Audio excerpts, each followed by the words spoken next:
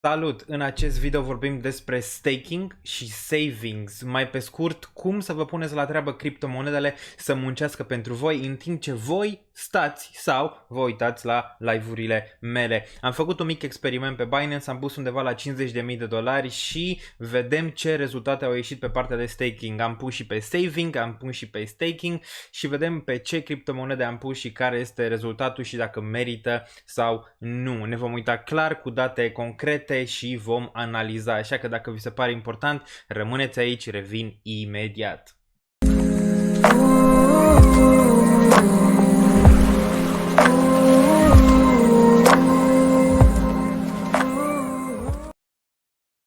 Ok, ne-am întors, în acest moment suntem pe Binance.com, vedeți aici sus www.binance.com. Dacă nu aveți cont și vreți să vă faceți cont pe Binance, aveți un link în descriere, dacă l apăsați puteți să vă faceți cont direct și așa puteți ajuta și canalul ăsta dacă vreți, dar și pe voi, deoarece o să primiți undeva la 10% din acele fee-uri pe care le dați exchange-ului de fiecare dată când tranzacționați, da, pe Binance, o să le primiți înapoi dacă faceți cont prin acel link, dar nu trebuie neapărat, puteți să scrieți și în browser www.binance.com.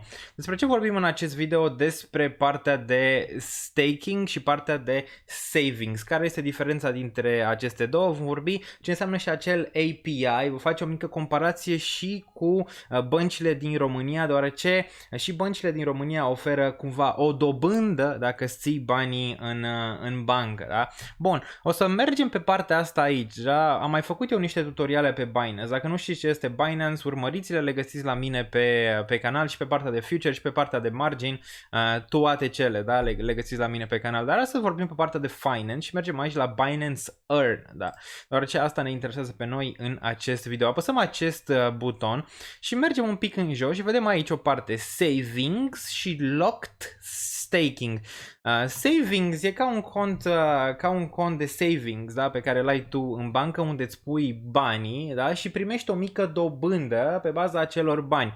Ce se întâmplă în realitate? Banca se duce cu acei bani și îi împrumută, adică pe banii tăi, da, se joacă cu ei, îi împrumută altor persoane, instituții sau altor oameni care vor să împrumute bani și din chestia asta, da, ei or să plătească și ei la rândul lor o taxă. Din taxa respectivă o să vă dea și vouă o mică parte. Așa merge banca și așa merge și pe cripto în general, da?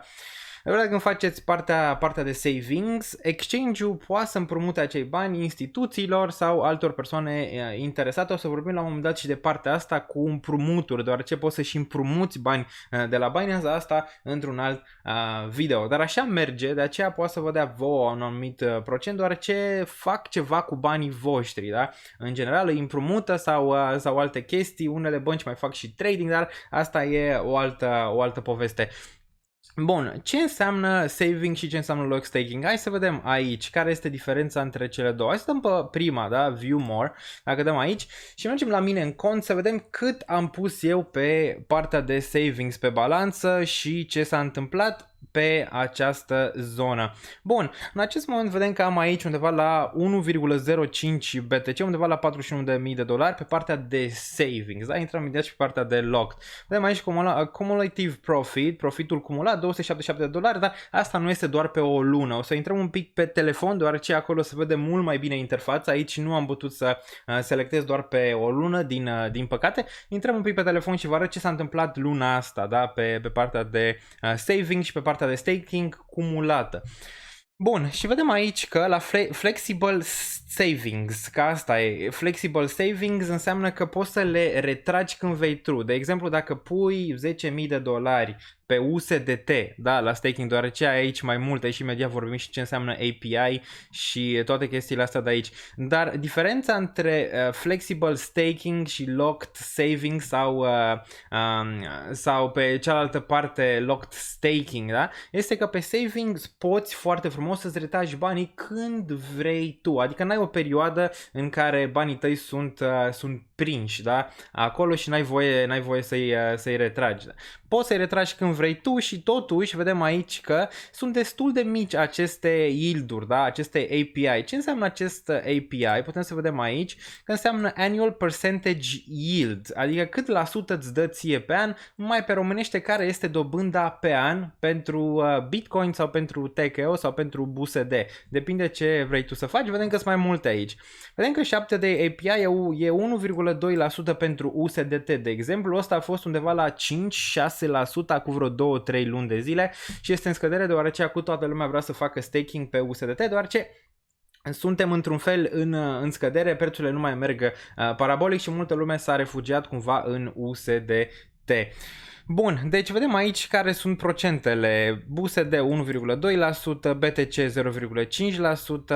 TKO 1,5% și puteți să vă uitați pe aici, OneInch 3,29% și putem să dăm mai multe produse, da?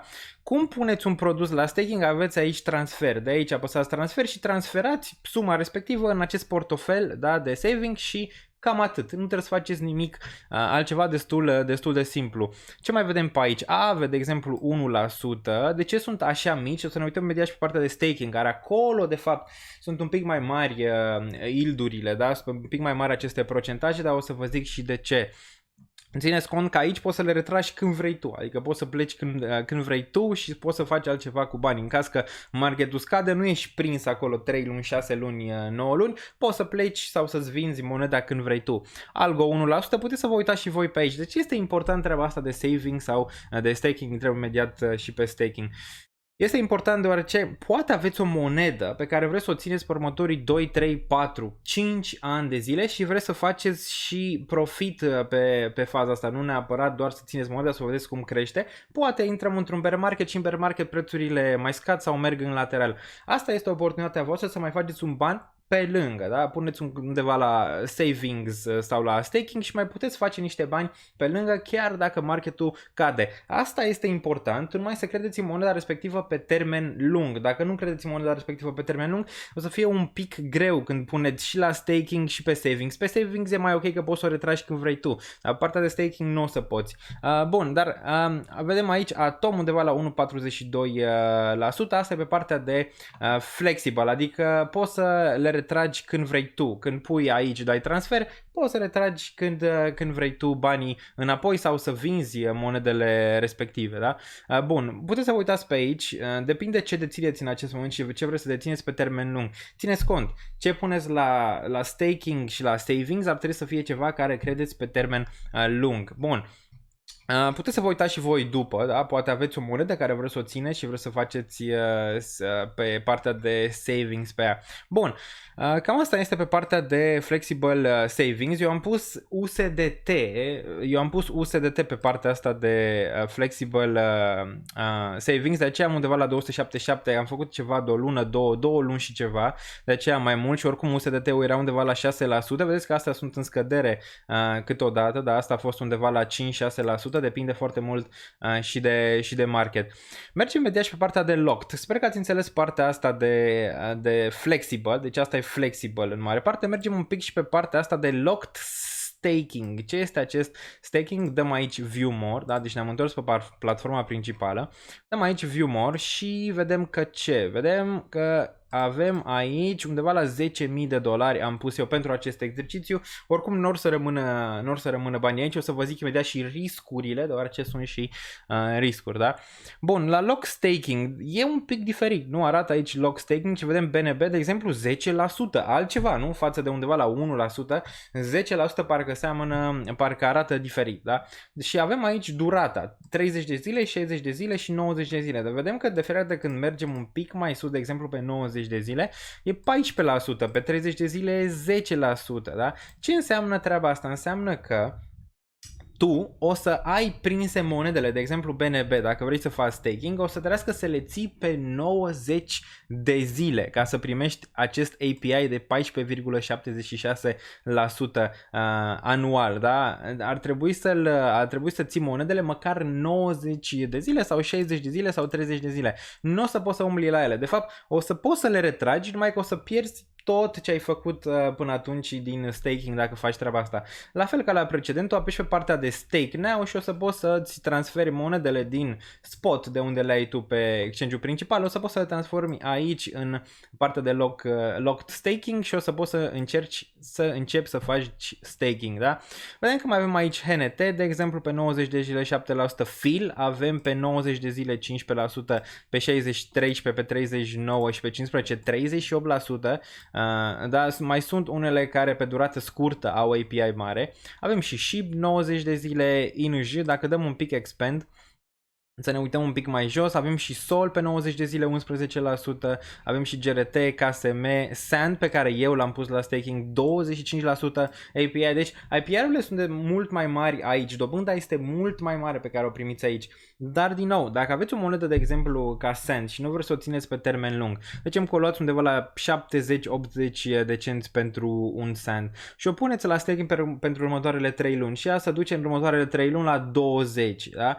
Posibil să vă panicați și să vindeți dacă nu o țineți pe termen lung. Foarte important când puneți ceva aici, la locked staking, în care nu umblați la 3 luni 6 luni, trebuie să fie investiție de aia pe termen lung, în care nu vă pasă ce se întâmplă și mai acumulați de fiecare când scade, dar puteți să mai faceți niște bani pe lângă.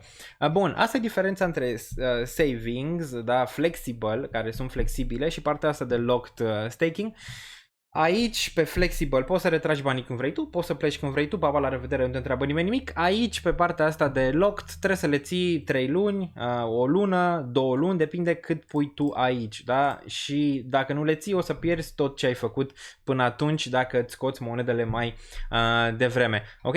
Cam asta este partea de saving și de staking. O puteți intra și voi pe Binance să vă jucați cu ele o perioadă, da? O să intrăm acum pe telefon să vă arăt exact cât am făcut, doar ce se vede mai bine în overview pe telefon, cât am făcut eu în ultima lună făcând staking și savings pe Binance și voi o să decideți dacă e ok sau nu. Apoi o să vorbim un pic și despre partea de bănci din România, cât oferă ei și dacă merită sau nu. Revenim imediat. Ok, în acest moment suntem pe Binance, pe interfața de pe telefon și dacă dăm un refresh aici pe Binance, suntem la Earn, da? Mai avem P2P, Earn, suntem pe partea de Earn pe care v-am explicat-o mai devreme. Putem să vedem aici că în ultima zi am avut undeva la $5,59, da? Făcuți din partea asta de staking și savings, deoarece aici îți arată totalul și dacă mergem aici pe partea asta putem să vedem că ne uităm doar pe o lună de zile. Deci pe o lună de zile am făcut undeva la $167,87 cu aproximativ $52.000 puși în partea de staking. Am folosit ETH, BUSD, BTC, USDT, NIO, SAND, Atom și Dodo. Acestea sunt monedele pe care le-am folosit. BTC Flexible, BUSD Flexible, ETH Flexible, USDT și el aici Flexible, NIO Locked, SAND Locked, Atom avem aici și el Locked și Dodo Locked. Avem aici API la Dodo 21%, Atom 9%, SAND 25%, NIO 8%, USDT 1.2%, ETH 0.24%, BUSD 1.2% și BTC 0.5%, care nu prea merită să faci nici staking, nici pe Flexible Savings pe Binance, dar vorbim imediat și despre alternative, da? Deci cam asta am făcut eu pe acest exercițiu. O să retrag oricum monedele, asta a fost doar un exercițiu și o să mai facem probabil și pe alte platforme acest exercițiu, ok?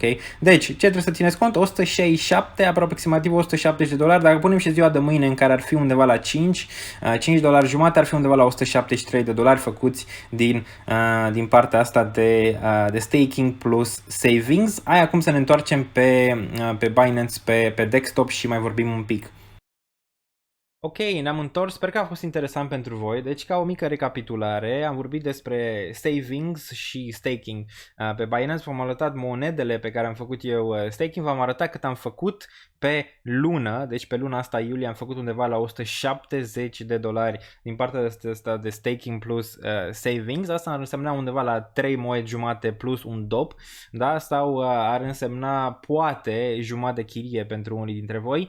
Dar din nou, am pus $50.000 dolari, cu 50.000 de dolari am făcut undeva la 173 mâine, cred că o să am undeva la 173 de dolari. Dacă merită sau nu, voi trebuie să decideți. Vorbim un pic și despre riscuri, dar înainte de asta, dacă apreciați contentul și apreciați ce se întâmplă aici, loviți cu putere butonul de like dacă apreciați contentul și vreți să mai vedeți, deoarece mai sunt multe platforme pe care putem face și imediat vorbim despre ele. Share la prieteni, deoarece vor și ei poate să vadă ce se întâmplă pe partea de staking și pe partea de saving și cum ai putea să faci bani în timp ce stai, adică n-am făcut nimic pentru banii ăștia. Riscurile, desigur, sunt și ele și vorbim imediat și desigur un coment să-mi spuneți ce credeți voi, merită să faceți staking și să aveți partea asta de savings pe Binance sau nu, poate aveți și alternative la acest lucru, sunt sigur că sunt mai multe platforme, poate o să facem și despre ele dacă v-a plăcut și vă interesează, da? Vreau să văd că vă interesează, de aceea vreau să văd câte like-uri să strâng la acest video și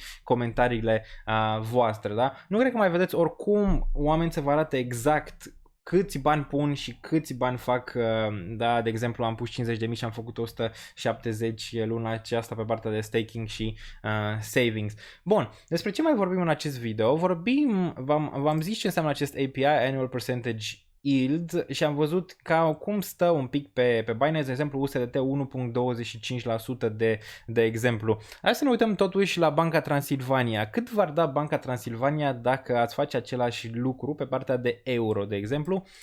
V-ar da 0.01% dobândă pe an, ok? De 0.01% și voi vă țineți banii la ei vă folosesc banii și fac alte chestii cu banii voștri, între timp sunt blocați banii acolo, doar ce nu aveți voie să-i retrageți, ei vi folosesc și totuși vă dă doar 0.01%.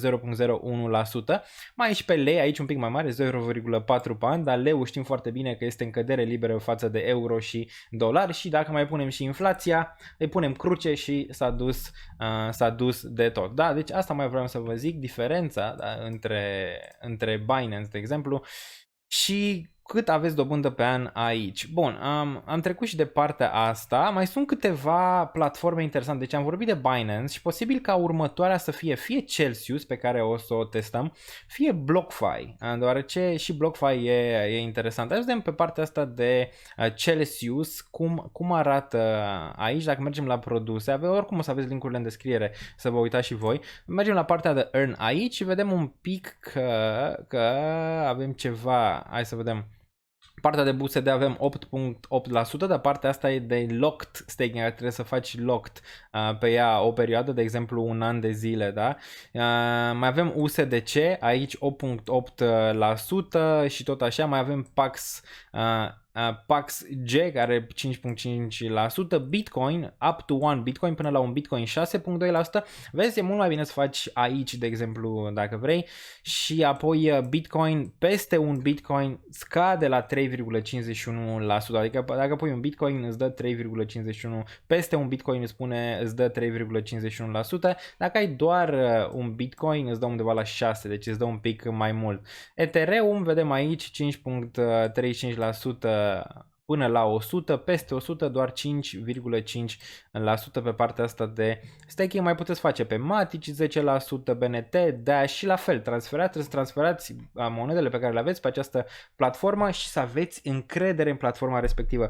Doar ce este foarte important și treaba asta, deoarece ăsta este riscul. Riscul este că această platformă poate să dea faliment. Riscul este că Binance poate, nu știu, să fie hăcuit, să dea faliment. Ăsta este riscul când îți ții tu monedele pe o altă platformă și nu le ții, de exemplu, pe Trezor. Voi trebuie să faceți comparație, să vedeți dacă merită pentru voi, să vă țineți, de exemplu, 50.000, 10.000, 20.000 pe o platformă, să vă dea acolo niște monede în plus sau niște bani, sau riscul este prea mare pentru voi, deoarece riscul există, da? Și de aceea, în momentul de față, nu o să-mi țin prea mulți bani pe exchange-uri, dar încă testez. La un moment dat o să pun pe o platformă și o să-i las acolo o perioadă, dar încă testez să vedem. Deci, Celsius cred că o să fie următoarea, deoarece au și destul de multe criptomonede, XLM 3% și Mana tot așa. Puteți să vă uitați și voi, au și calculator aici, da, 5 ani, 1 an și tot așa și vă calculează, de exemplu BTC, dacă vrei să pui 50.000 de dolari, îți calculează aici earnings will Celsius 1785, API 3,51%,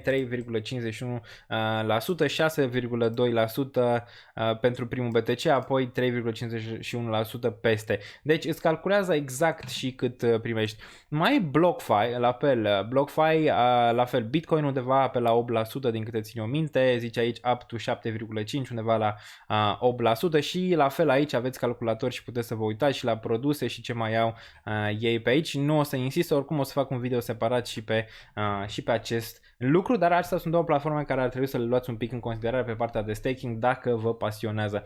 Acum, cam atât pentru mine astăzi. Să-mi spuneți dacă v-a plăcut acest video. Dacă v-a plăcut, știți foarte bine, lăsați un like, un share, un subscribe, dați și la prieteni să vadă și ei și noi ne auzim în următorul video. Stay safe!